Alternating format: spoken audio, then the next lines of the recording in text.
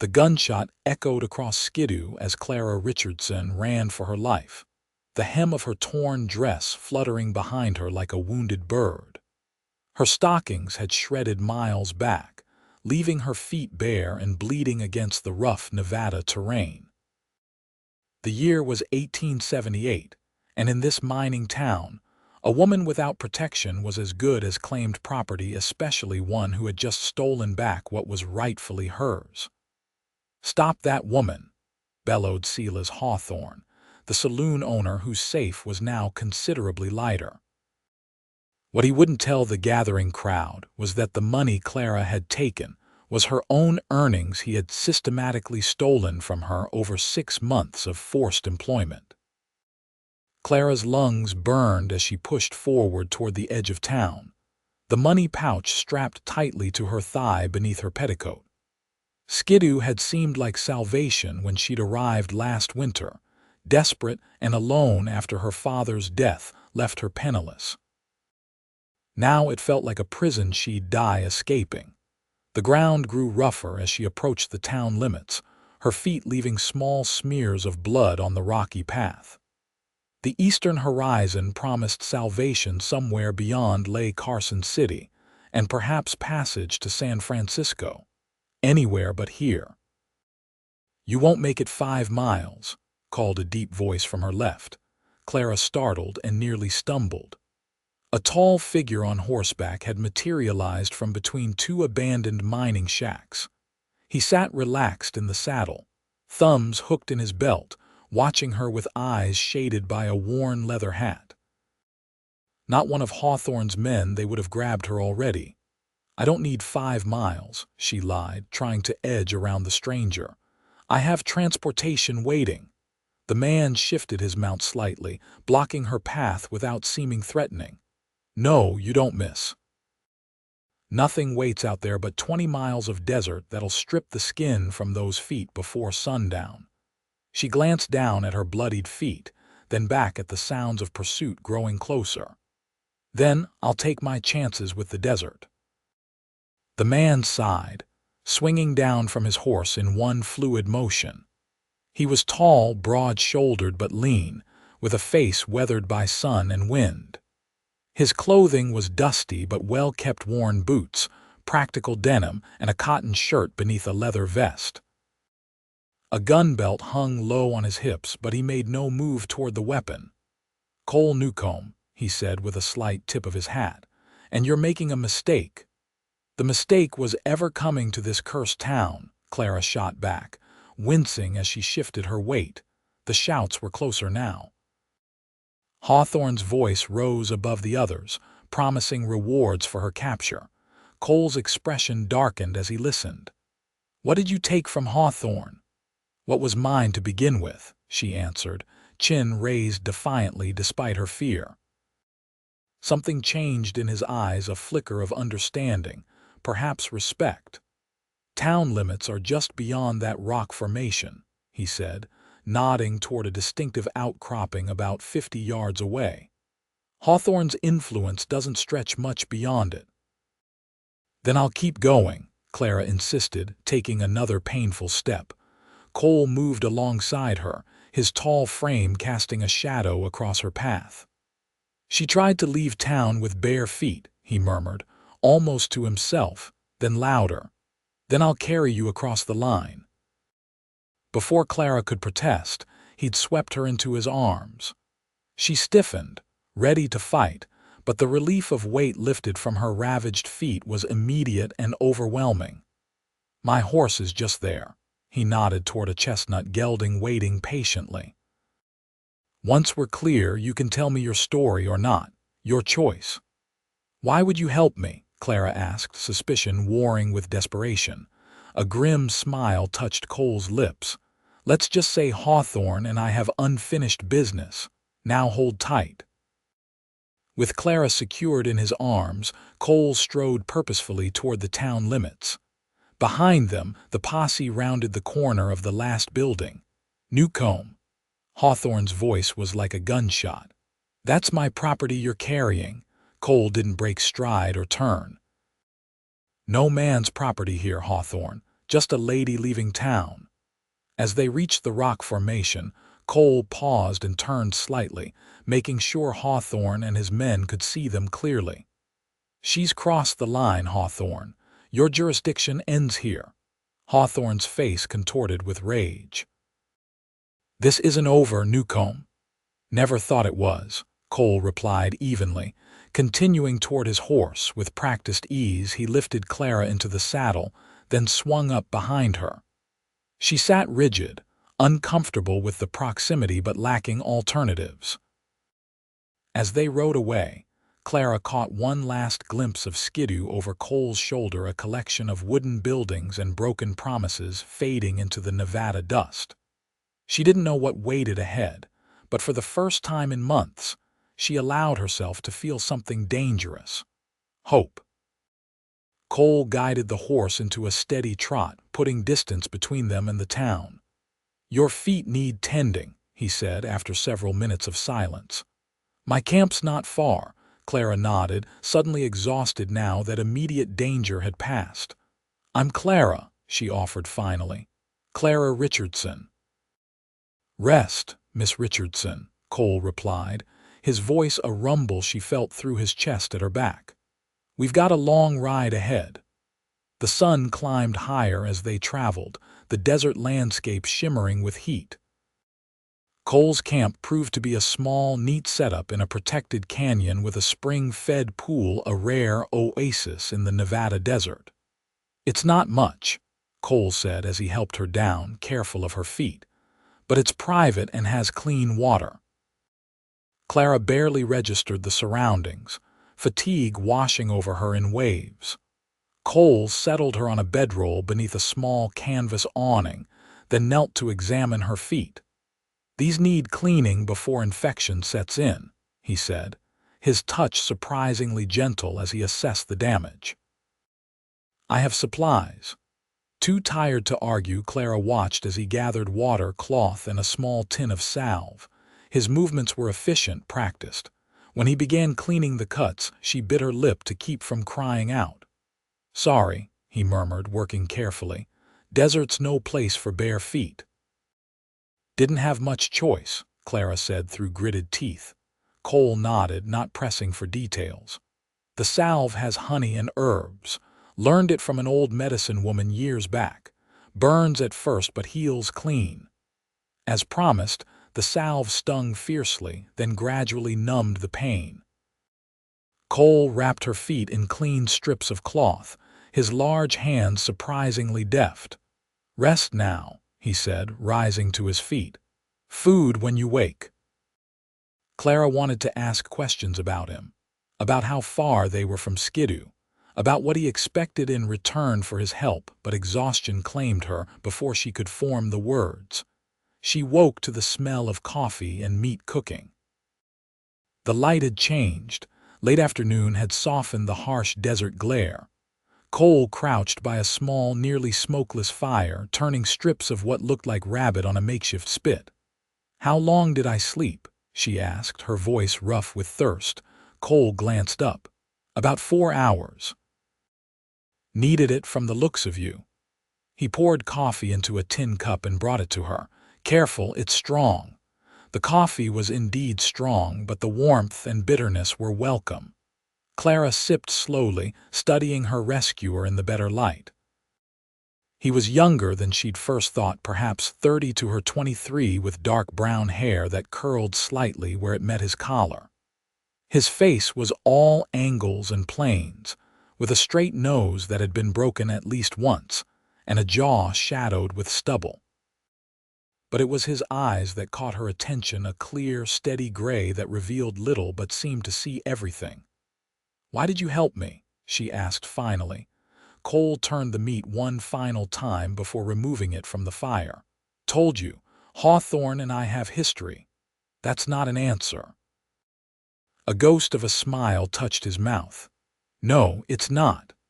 He served the rabbit on a tin plate, adding a portion of beans from a small pot nestled in the coals. "But it's all I'm offering for now." They ate in silence. The food was simple but well prepared, and Clara realized she couldn't remember her last proper meal. When she finished, Cole took the plate and refilled her coffee. "So, Miss Richardson," he said, settling across from her, "what's your plan now that you've escaped Skidoo?" Clara's fingers tightened around the cup. "Carson City. I have enough money to buy passage to San Francisco, maybe start fresh. Money that Hawthorne claims is his." "He's a liar," she said sharply. "I worked in his establishment as what?" Cole interrupted, his expression neutral. Clara lifted her chin. "Not as what you're thinking. I played piano and sang, 6 nights a week for 6 months. He promised $15 weekly plus room and board, paid me for the first month, then claimed business was slow, said he was keeping my wages safe." She laughed bitterly. "Found out he'd been gambling it away in his own card games." Cole studied her for a long moment. "How much did you take?" $360. Exactly what he owed me, not a penny more." She met his gaze defiantly. "I'm not a thief, Mr. Newcomb. Didn't say you were." He poured himself more coffee. "Though I am curious how a pianist ended up in Skidoo, not exactly known for its appreciation of the finer arts." The question prodded at wounds still fresh. Clara looked away. "My father died last year. Influenza. We lived in St. Louis, where he taught music at a girls' school. I assisted him." The familiar ache of loss tightened her throat. "When he died, I learned he'd left nothing but debts. The school offered sympathy but no position. So you headed west." She nodded. "I had a cousin in Carson City who wrote of opportunities for educated women. Teachers, governesses. I had enough for train passage to Nevada, but in Reno, someone stole my purse with almost everything I had." The memory still stung her own naivety, the crushing panic. "I took odd jobs, worked my way south. In Skidoo, Hawthorne offered employment when no one else would." "And kept you there by keeping your money," Cole finished, understanding darkening his eyes. "Yes." Clara hadn't told anyone the full story before. It felt strange to share it with this man she barely knew, yet somehow right. "I planned my escape for weeks, waited until he was deep in his cups last night, broke into his office and found my money in his safe." A small, fierce smile touched her lips. "He should have changed the combination from his birth date." Cole laughed then, a warm, unexpected sound. "Hawthorne always did think too highly of himself." He shook his head, still smiling. "You've got spirit, Miss Richardson, I'll give you that." The compliment warmed her more than it should have. "What about you, Mr. Newcomb? What brings a man like you to the middle of nowhere?" His smile faded. "A long story, not worth telling." He rose, gathering their dishes. "Your feet need another treatment before nightfall." Clara recognized the deflection but didn't push. She'd shared her story.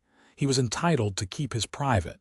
As Cole tended her feet again, she noticed a long scar running from his left wrist up under his shirt sleeve. He caught her looking and tugged the sleeve down without comment. "The cuts are clean," he said, applying more salve. "But you won't be walking far for at least a few days." Reality crashed back. "I can't stay here.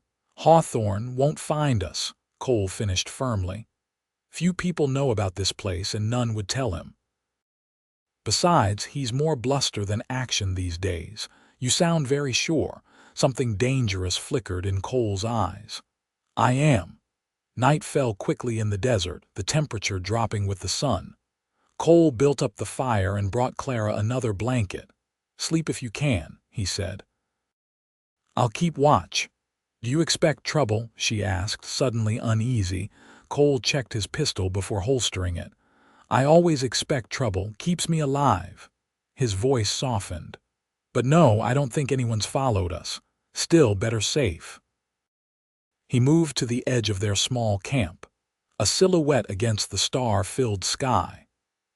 Clara watched him until her eyes grew heavy, wondering what kind of man rescued strangers, tended wounds with gentle hands, yet spoke of trouble as a constant companion. Her last thought before sleep claimed her was that Cole Newcomb might be the most dangerous man she'd ever met, not because he seemed likely to harm her, but because something about him made her want to trust again. In her experience, trust was a luxury that ended in betrayal. The next 3 days settled into an unexpected rhythm. Clara's feet improved steadily under Cole's care, though walking remained painful. They spoke little during the days, Cole occupied with hunting, maintaining camp, and occasionally disappearing on mysterious errands. Evenings brought conversation careful at first, then gradually more relaxed. She learned he'd been a Union soldier despite his youth, joining at 16 by lying about his age. After the war, he drifted west like so many others, working as a ranch hand, occasional lawman and guide. And now? She'd asked on the third night. Now I mind my business and keep to myself, he'd answered with finality. Clara shared more of her own story, her childhood in St. Louis, her mother's death when she was 12, the years assisting her father at the school. Music had been the constant in her life, a refuge she now feared was lost. "There's no piano in this desert," she'd said wistfully, watching the flames dance. "No," Cole had agreed, "but there's still music if you listen for it." On the fourth morning, Clara tested her feet and found she could walk short distances with only minimal discomfort. She found Cole by the spring, washing his shirt. "I need to move on," she said without preamble. "To Carson City." Cole didn't look up. "Your feet need another day at least." "They're well enough, and I've imposed on your hospitality too long." Now he did look at her, water dripping from his hands. "It's no imposition." "Nevertheless," Clara squared her shoulders, "I'm grateful for your help, Mr. Newcomb, but I need to make my own way now." Cole wrung out his shirt and spread it on a sun-warmed rock. "Carson City's 3 days' ride, longer on foot, which you can't manage yet." He stood, and Clara was again struck by his height. "And Hawthorne's men patrol the main trails, especially toward Carson. They're still looking for you." "How do you know that?" "Checked yesterday. That's where I rode to," Clara frowned. "You never said, didn't want to worry you," he crossed his arms. 2 more days. By then, your feet will be stronger and I'll have secured safer passage for you." "I don't need charity," Clara insisted, pride stiffening her spine. Something like anger flashed in Cole's eyes. "It's not charity to help someone who needs it. It's human decency." He stepped closer. "Hawthorne's put a $100 bounty on your return, claiming theft and breach of contract. That's enough to tempt every desperate man between here and Carson City." Fear chilled Clara despite the morning sun. $100. He doesn't even have." She stopped, understanding dawning. "He never intended to let me leave. He'll use this as an excuse to keep me there forever, working off a debt that doesn't exist." Cole nodded grimly. "Now you understand. So you'll stay until we can arrange safer passage." It wasn't really a question, and Clara knew he was right. She nodded reluctantly. "Good." Cole's expression softened slightly. 2 days, Miss Richardson, then we'll get you to Carson City." That night, something changed between them.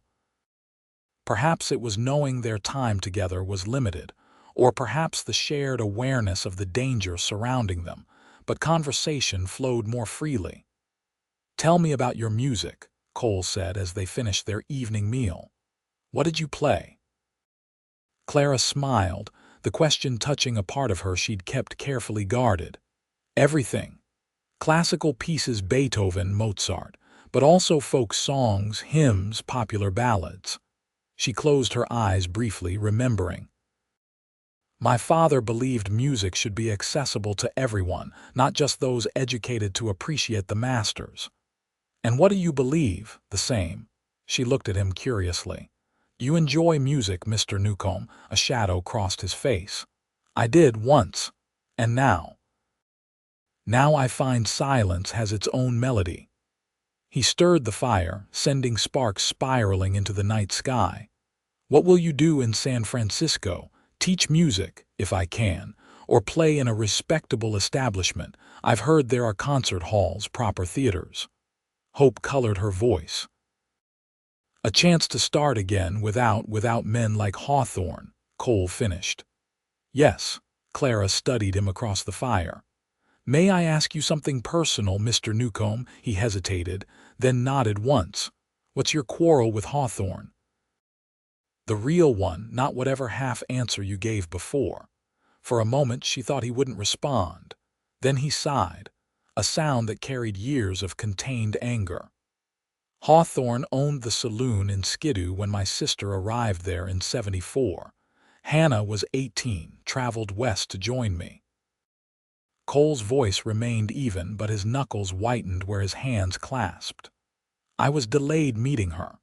Hawthorne offered her work, same as you, except he didn't wait to steal her wages, he put her straight to work upstairs." Clara felt sick. "Your sister died 6 months later." "Consumption," they said, but it was more than that. She'd given up. Raw grief flashed across Cole's face before he mastered it. "I was too late to save her, not too late to make Hawthorne pay." "Is that why you're here? For revenge?" Cole's laugh held no humor. "Revenge is a quick thing, Miss Richardson. What I want is justice. Hawthorne's built himself into something untouchable in Skidoo, owns the sheriff, the mayor, most of the businesses. But he's careless, makes enemies, keeps records." He met her eyes across the flames. "I've been gathering evidence for 2 years. Testimonies, account books showing bribes, names of girls he's trafficked across state lines. Federal offenses, understanding dawned. You're a lawman. U.S. Marshal, though few know it around here." Cole's expression hardened. "Hawthorne's days of operating with impunity are nearly over. Another month, maybe 2, and I'll have enough to bring him down permanently." Clara absorbed this revelation. "That's why you helped me. I'm a witness." "I helped you because you needed helping," Cole corrected sharply. "But yes, your testimony would strengthen the case." He leaned forward. "I won't force you. After what you've been through, you've earned the right to put Skidoo behind you. But if you were willing to make a statement before continuing to San Francisco—" "Yes," Clara interrupted. "I'll do it. For your sister. For the other women still trapped there." Something shifted in Cole's eyes, respect, perhaps gratitude. "Thank you." The conversation turned to logistics, how she would provide her statement when federal agents might move against Hawthorne. As they talked, Clara felt a growing certainty that helping Cole was the right decision, even if it delayed her fresh start. Later, as she settled for sleep, Cole approached with an unexpected offering, a small, hand-carved wooden flute. "Made it years ago," he said, seeming almost embarrassed. "Not much, but thought you might like something musical while you're here." Clara took the instrument, touched beyond words by the gesture. The flute was simple but beautifully crafted, smooth under her fingers. She raised it to her lips and played a few experimental notes that drifted sweetly into the night air. "Thank you," she whispered, clutching the flute to her chest. Cole nodded once and returned to his post at the edge of camp. Clara watched him go, realizing with a jolt that in just 5 days, Cole Newcomb had become more important to her than she wanted to admit. The next morning brought trouble. Clara woke to find Cole already saddled and armed, his expression grim. "Riders coming from the south," he said without preamble, 3 of them moving with purpose. "Hawthorne's men, can't be sure, but we should assume so." Cole checked his pistol and rifle methodically. "This canyon has a back exit, narrow but passable. If they come this way, we'll slip out before they reach us." Clara dressed quickly, wincing as she pulled on the boots Cole had procured for her, too large, but better than bare feet. She tucked the money pouch securely into her bodice and tied her hair back with a strip of cloth. "What about your camp?" she asked, noting that Cole had made no move to pack their belongings. "Let them find it. Better they think we've just stepped away temporarily." He handed her a small canteen. "Ready," Clara nodded, trying to project a confidence she didn't feel. The immediate danger made her newly healed feet seem insignificant. They moved swiftly through the canyon, Cole leading the way with quiet efficiency. He helped her over rough patches, his hand warm and steady on her elbow. The narrow exit he'd mentioned proved to be a crevice between towering rock walls, barely wide enough for them to pass single file. "Almost there," Cole murmured as they squeezed through. "My second horse is hobbled just beyond." The horse, a sturdy gray mare, greeted Cole with a soft nicker. He quickly removed the hobbles and helped Clara mount, then swung up behind her. "Where are we going?" she asked as they picked their way down a rocky slope. "Northeast, toward the foothills. I have a contact there, man, who owes me a favor. He'll get you safely to Carson City." Clara twisted to look at him. "You're not coming." Something complicated moved across Cole's face. "Can't. If Hawthorne's men are searching this actively, it means something's changed. I need to find out what and protect my investigation." Disappointment settled cold in Clara's stomach. She'd known their paths would separate, but not so soon, not like this. "I see," she said, facing forward again. "Of course. Your work is important." Cole's arm tightened briefly around her waist. "I'll arrange for someone to take your statement in Carson City." A fellow marshal, someone trustworthy. They rode in silence after that, the landscape gradually changing from barren desert to sparse woodland as they climbed in elevation. By midday, they reached a small clearing with a crude cabin nestled against the mountainside. "Wilson's place," Cole explained, helping Clara down. "He was a scout during the war, lives alone now, keeps to himself mostly." The cabin door opened before they reached it, revealing a lean, white-bearded man with keen eyes and a shotgun held loosely in one arm. "Newcomb," he greeted, his voice gruff but not unfriendly. "Didn't expect to see you before the snow flies." "Circumstances changed, Wilson." Cole nodded toward Clara. "This is Miss Richardson. She needs safe passage to Carson City sooner rather than later." Wilson's shrewd gaze assessed Clara briefly. "Hawthorne?" "Yes." The old man nodded once. "Come in then, both of you. We'll talk inside." The cabin's interior was surprisingly neat and comfortable, with sturdy furniture and walls lined with books, not what Clara had expected from a reclusive mountain man. Wilson gestured them toward chairs at a rough-hewn table, then poured coffee from a pot keeping warm on a small stove. "Hawthorne stirred up like a hornet's nest," Wilson said without preamble, settling across from them. "Word is someone stole valuable papers along with money. He's offering $200 now for their return." Cole's head snapped up. "Papers? What papers?" Wilson shrugged. "Didn't say." "But he's got men searching every trail between Skidoo and Carson City." Clara's stomach dropped. "I didn't take any papers," she said, looking between the men. "Only my wages." Cole studied her intently. "Think carefully. When you opened the safe, was there anything else inside? Documents, ledgers?" She closed her eyes, trying to visualize the moment. "There was a leather portfolio. I moved it to reach my money, but I put it back." "Could anything have fallen out, gotten mixed with the cash?" Clara reached for her money pouch with suddenly trembling hands. "I don't know. I was rushing, afraid he'd wake." She untied the pouch and emptied its contents onto the table, coins and bills, and among them, a folded sheet of paper she hadn't noticed before. Cole picked it up carefully, unfolding it. His expression darkened as he read. "What is it?" Clara asked. "A list of names and amounts, payments." He passed it to Wilson, who whistled softly. "This is why he's desperate to find you. This paper links him directly to bribing territorial officials."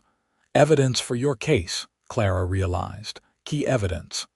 Cole looked at her with new intensity. "Did you look at any other papers in the safe? See any other names?" She shook her head. "No, I was focused on getting my money and getting out." Cole turned to Wilson. "How soon can you get her to Carson City?" The older man stroked his beard thoughtfully. "Day after tomorrow at the earliest." "There's a supply wagon heading that way. Friend of mine drives it trustworthy. He'd take her." "Too long," Cole muttered. "Hawthorne's men could have the roads watched by then." "Not if they're chasing a false trail," Wilson suggested. Cole considered this. "What do you have in mind?" "Send a rider south tomorrow, making no effort to hide his tracks. Let him carry a woman's shawl, something visible. Hawthorne's men will follow, thinking they are on your trail. While we head east to intercept the supply wagon," Cole finished, nodding slowly. "It could work." Clara asked. Cole met her eyes. "I'm not leaving you until I know you're safely away. The investigation can wait one more day." Relief washed through her, followed immediately by guilt at feeling it. Cole was delaying important work because of her. "I don't want to be a burden. You're not," he interrupted firmly. "Besides, this paper changes things. We need to get it to the right people." Wilson cleared his throat. "Settled then. You two can take the back room tonight. I'll arrange for Jeffers to create that false trail at first light." Despite her exhaustion, Clara slept poorly that night. The cabin's back room was small, with just enough space for two narrow cots. Cole had insisted she take one while he kept watch from a chair by the window. Every time she woke, she found him there, his profile outlined by moonlight, vigilant and still. In those quiet hours, Clara confronted the truth she'd been avoiding. She was falling in love with Cole Newcomb. It was foolish, dangerous even. They'd known each other less than a week. He had his mission. She had her dreams of San Francisco. Their paths had crossed briefly and would soon diverge again. Yet something fundamental had changed inside her. The woman who'd fled Skidoo barefoot and desperate was finding her strength again, and Cole had been part of that transformation. More than his protection or practical help, he'd offered something she'd thought lost forever: respect. He saw her not as property or a helpless victim, but as a person of value and courage. Morning came too quickly. Wilson's friend Jeffers, a rangy young man with a quick smile, departed south, with Clara's shawl tied visibly to his saddle. By mid-morning, Cole and Clara were ready to leave as well, with fresh provisions and Wilson's detailed directions to intercept the supply wagon. "Safe journey," Wilson said, clasping Cole's hand. "And be careful. Hawthorne's getting desperate, which makes him more dangerous." "We'll be fine," Cole assured him, then helped Clara mount the gray mare. They rode east through increasingly forested terrain, following game trails and narrow paths that Wilson had marked on a rough map. The day was clear and cool, the mountain air sweet with pine. Under different circumstances, Clara might have found the journey pleasant. "How did you become a marshal?" she asked as they paused to rest the horse near a small stream. Cole looked surprised by the question. "Wasn't planned. After Hannah died, I was lost for a while, angry, did some things I'm not proud of." He knelt to refill their canteens. "A marshal named Davis found me when I was at my lowest. Instead of arresting me, he offered a different path. Said my anger could be useful if I channeled it toward justice instead of vengeance. He was wise. He was." Something like grief touched Cole's features. "Died 2 years ago." "Ambushed while serving a warrant." Clara touched his arm gently. "I'm sorry." Cole nodded, accepting her sympathy with quiet dignity. "After that, I requested assignment to Nevada territory, specifically targeting men like Hawthorne who profit from exploitation." His eyes hardened. "It's not just about Hannah anymore. It's about all the women who don't have someone to fight for them." In that moment, looking at his resolute profile against the wilderness, Clara thought Cole Newcomb might be the finest man she'd ever known. They continued riding through the afternoon, making good time despite the challenging terrain. According to Wilson's directions, they would reach the rendezvous point with the supply wagon by nightfall. As dusk approached, they entered a narrow valley with steep slopes rising on either side. Cole grew increasingly alert, scanning their surroundings with practiced intensity. "Something wrong?" Clara asked, feeling his tension. "Not sure." He guided the horse toward a denser stand of trees. "This valley's too perfect for an ambush. Want to skirt the edges instead of riding down the middle." They had almost reached the tree line when the first shot rang out, splintering bark inches from Cole's head. He reacted instantly, urging the horse into a gallop toward cover while drawing his pistol. "Down," he commanded as more shots followed. Clara pressed herself against the horse's neck, heart pounding as Cole returned fire. They reached the trees, and Cole pulled the horse to a sharp halt, practically lifting Clara from the saddle. "Stay down," he ordered, helping her behind a fallen log. "How many did you see?" I wasn't looking," she admitted, trembling with fear and adrenaline. Cole nodded grimly. "At least 3, maybe more, spread out along the ridge." He checked his ammunition. "They must have guessed Wilson would help, probably watched his cabin. What do we do?" Clara clutched the money pouch containing Hawthorne's damning document. "Wait until full dark, then move north through the trees." Cole's voice was steady, his eyes constantly scanning their surroundings. "The rendezvous point is only about 2 miles further. If we can reach it, we'll find safety in numbers."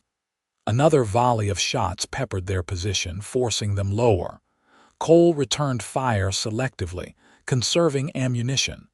"They're trying to pin us here until they can circle around," he muttered. "We need to move sooner." The horse, agitated by the gunfire, pulled at its reins. Cole secured it more firmly to a tree, then turned to Clara with sudden intensity. "If anything happens to me, take the horse and ride northeast. Follow the stars, the North Star and the 2 that point to it. The supply wagon route runs along a creek about 2 miles that direction."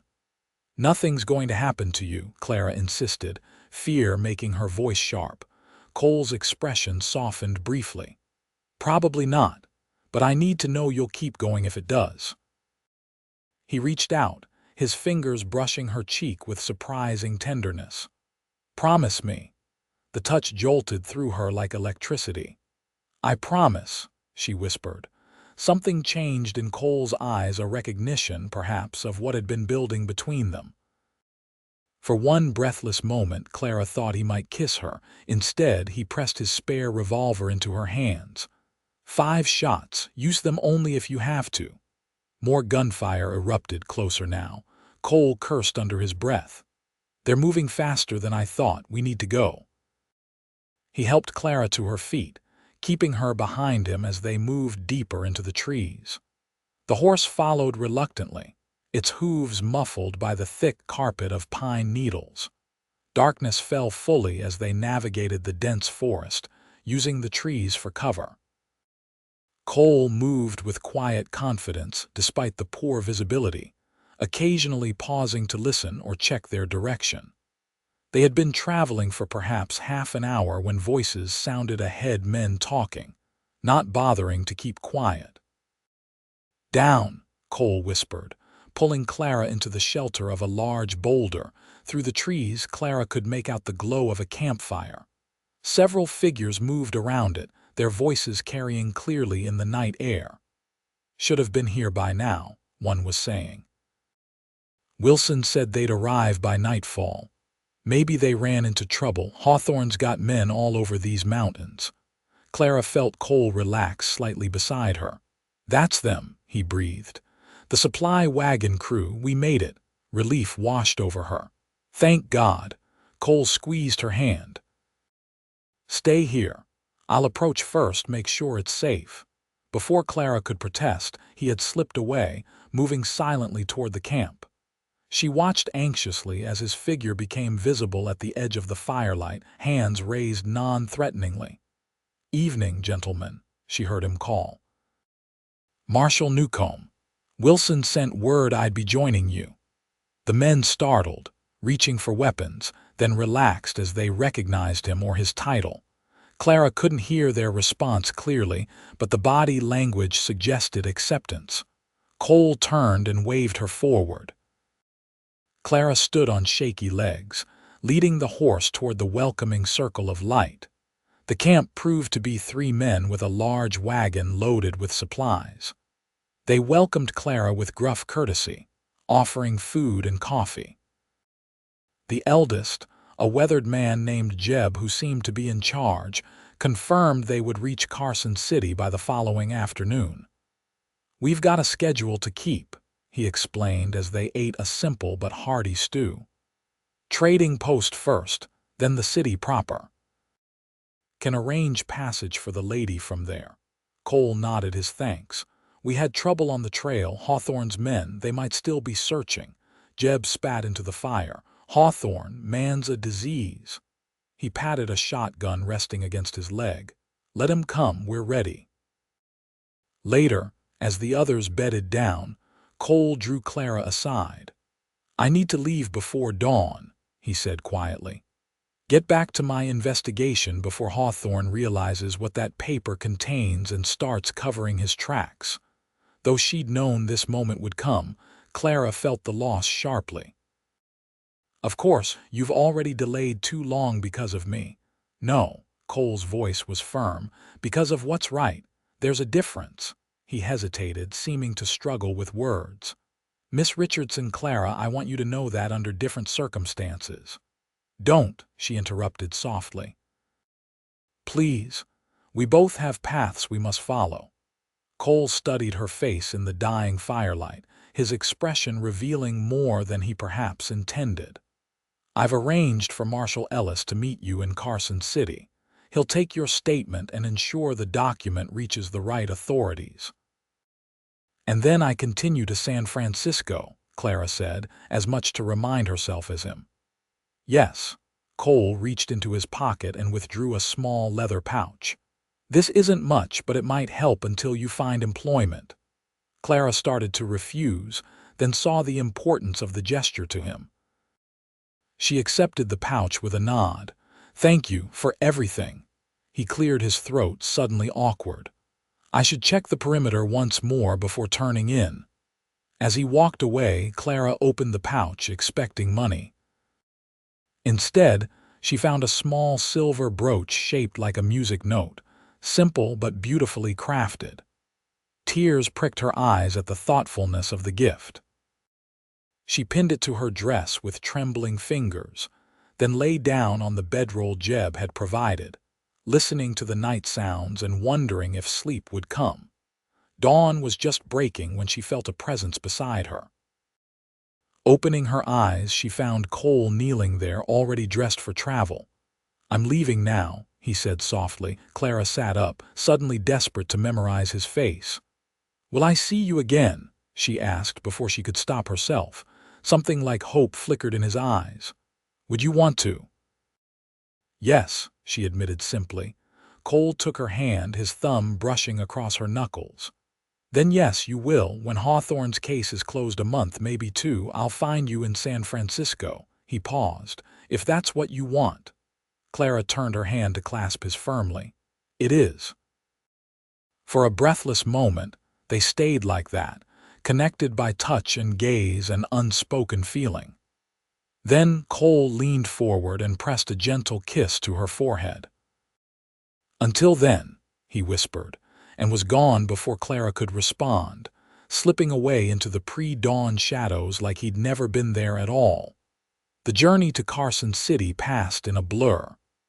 Jeb and his men were kind but not conversational, respecting Clara's evident preoccupation. They reached the city by late afternoon the following day, a bustle of activity and civilization that felt foreign after days in the wilderness. As promised, Marshal Ellis met them at the trading post, a stern-faced man with a silver mustache who treated Clara with formal courtesy. He took her statement and the incriminating document, assuring her they would be vital to building the case against Hawthorne. Newcomb's been working on this for years, Ellis told her as they shared a meal at a respectable hotel where he'd arranged a room for her. Man's like a bloodhound once he's on a trail. Won't quit until Hawthorne's behind bars. How dangerous is his work? Clara couldn't help asking. Ellis considered her with shrewd eyes. All law work has risk, madam, but Newcomb's careful, smart. One of our best. His expression softened slightly. He'll be all right. Clara hoped he was right. In the following days, as she arranged passage to San Francisco and purchased necessary supplies with the money from Cole, thoughts of him were her constant companions. Would he be safe? Would he remember his promise to find her? And most unsettling, would she build a life without him, only to have him reappear and disrupt it? Or worse, would he not come at all? San Francisco greeted Clara with fog and promise. The city was everything she'd hoped: vibrant, cultured, full of opportunities for a woman of her talents.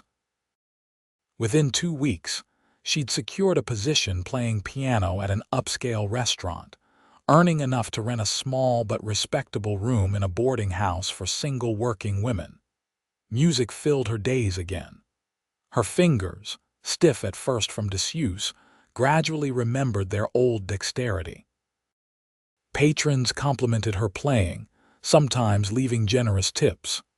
The restaurant owner, Mrs. Chen, was strict but fair, appreciating Clara's reliability and talent.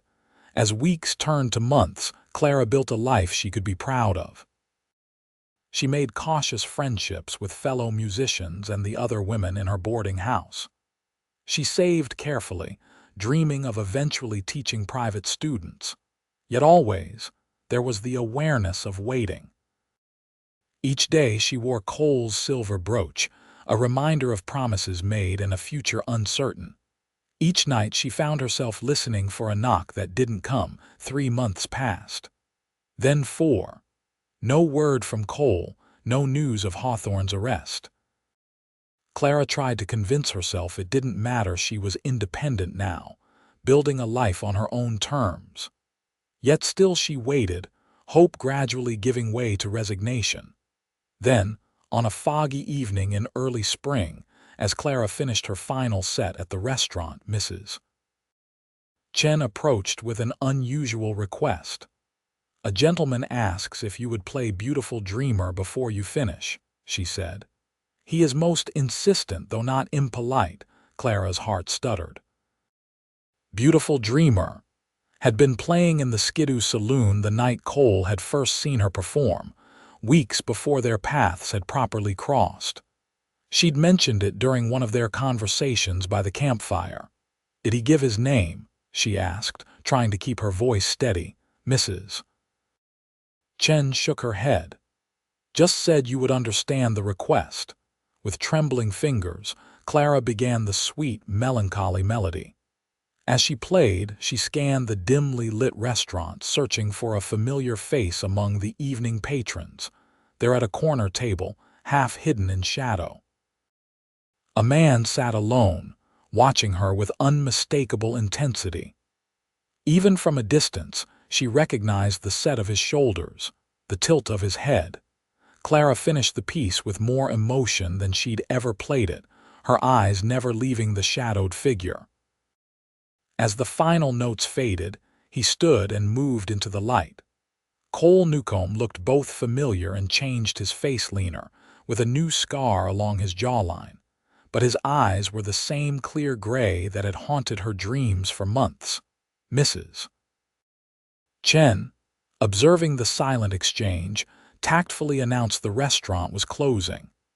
Patrons began gathering their belongings, leaving coins on tables, creating a bubble of privacy in the public space. Clara rose from the piano bench on unsteady legs. Cole approached slowly, as if giving her time to retreat if she wished. "You're here," she said when he stood before her, the words inadequate but all she could manage. "I promised." His voice was exactly as she remembered, deep and steady. "I'm sorry it took so long, Hawthorne," she asked. A grim satisfaction crossed Cole's face. Arrested 2 weeks ago.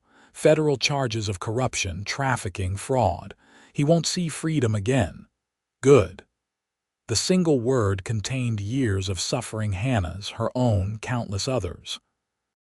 An awkward silence fell between them, heavy with expectation and uncertainty.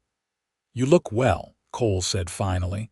"I've heard you play several times this week. You're very talented." "You've been here a week." Clara couldn't hide her surprise or hurt. "Why didn't you approach sooner?" Cole's expression turned rueful. "Wasn't sure you'd want to see me. Thought maybe you'd built a new life, moved on." He hesitated. "Wanted to give you the choice." Understanding softened Clara's initial hurt. "And now I couldn't stay away any longer." Cole took a step closer, close enough that she could see the hope and fear warring in his eyes. "I've spent 5 months thinking about you, Clara, wondering if what I felt was real or just circumstance, danger, and proximity making emotions seem larger than they were." "And what did you decide?" she asked, her heart hammering against her ribs. "That it was real, is real." He reached for her hand tentatively, giving her every chance to pull away. "But I need to know if you feel the same, if there's a place for me in the life you've built." Clara looked at their joined hands, then up at the face that had stayed with her through all these months of separation. "I wear your brooch every day," she said softly. "I play that flute you carved me each night before sleeping. I've built a life here, yes, but there's always been a space in it waiting for you." Joy transformed Cole's features, erasing the weariness and worry. "I've resigned my commission," he said, the words tumbling out as if he'd rehearsed them but couldn't wait to share. "Turned in my badge last week." "I'm done with that life." Clara blinked in surprise. "But your work, your mission, is complete. Hawthorne's finished. The network he was part of is being dismantled." Cole squeezed her hand gently. "I've seen enough violence, enough darkness. I want something different now." "What will you do?" Clara asked, still trying to absorb this unexpected development. A smile touched Cole's lips. "I've bought into a freight business here in the city. Honest work, good prospects." And he hesitated. "I've purchased land outside the city. Small place with a view of the bay. Needs work, but it has potential." His eyes held hers, vulnerable and hopeful. "Room for a piano if the right person wanted to play it." The implication took Clara's breath away. "Cole, I'm not asking for answers now," he said quickly. "Only a chance. Time to court you properly, the way you deserve, to see if what began in the desert can flourish here." Clara felt tears gathering, but they were tears of joy, of possibility. "I'd like that," she whispered. "Very much." Relief and happiness washed across Cole's face. With gentle reverence, he raised her hand to his lips. "May I call on you tomorrow, Miss Richardson? Perhaps escort you to dinner?" Clara laughed, a bright sound of pure delight. "You may, Mr. Newcomb, though I think after everything you might call me Clara." "Clara," he repeated, her name a caress. "And I'm Cole." As Mrs. Chen discreetly cleared her throat from across the room, Clara gathered her shawl. Cole offered his arm, and together they stepped out into the San Francisco evening, where fog gilded the gas lamps with halos of golden light. Neither knew exactly what the future held, but as they walked arm in arm through streets alive with possibility, one thing was certain.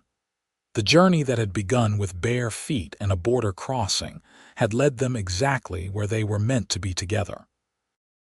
1 year later, Clara Newcomb sat at the grand piano in the front parlor of their home, sunlight streaming through tall windows that overlooked the bay. Her fingers danced across the keys, playing a piece she'd composed herself, a melody that echoed with desert winds and starlight, with danger overcome and promises kept from the doorway. Cole watched his wife with undisguised adoration. The year of courtship he'd requested had lasted barely 3 months before they'd both acknowledged the inevitable and married in a simple ceremony with their new friends in attendance. The home they'd built together combined Cole's practical nature with Clara's artistic sensibilities. By day, Cole managed his freight business, which had grown to include 3 wagons and contracts with several of San Francisco's most prominent merchants. By night, he returned to Clara, who divided her time between teaching music to the children of wealthy families and working on her compositions. They had created a life neither could have imagined when they first met Marshal on a mission of justice, she a desperate woman fleeing on bare feet. As Clara finished her piece, she turned on the bench to find Cole approaching with a small, wrapped package. "Happy anniversary," he said, placing the gift in her hands. "Our anniversary isn't until next week," Clara reminded him with a smile. Cole's eyes crinkled at the corners. "Not our wedding anniversary. 1 year ago today, I walked into that restaurant and requested Beautiful Dreamer." Touched that he remembered, Clara unwrapped the package to find a leather-bound journal, its cover embossed with musical notes. "For your compositions," Cole explained. "The owner of that new concert hall on Market Street asked if you might have enough pieces for a small performance next season." Clara looked up in astonishment. "A public concert? My own music? He heard you playing at the Petersons' gathering last month." Pride shone in Cole's eyes. "Said talent like yours deserves a proper audience." Setting the journal aside, Clara rose and wrapped her arms around her husband's neck. "Have I told you today that I love you, Cole Newcomb?" "You have," he murmured, drawing her closer, "but I never tire of hearing it." As their lips met in a tender kiss, Clara thought of how far they had come across deserts and mountains, through danger and separation, to this moment of perfect contentment. Outside their window, San Francisco continued its bustling growth, a city of golden opportunity and new beginnings. Inside, 2 people who had found each other against all odds built their own world, note by note and day by day, proving that sometimes the most difficult journeys lead to the most beautiful destinations. And it had all begun with bare feet and a simple promise. "Then I'll carry you across the line."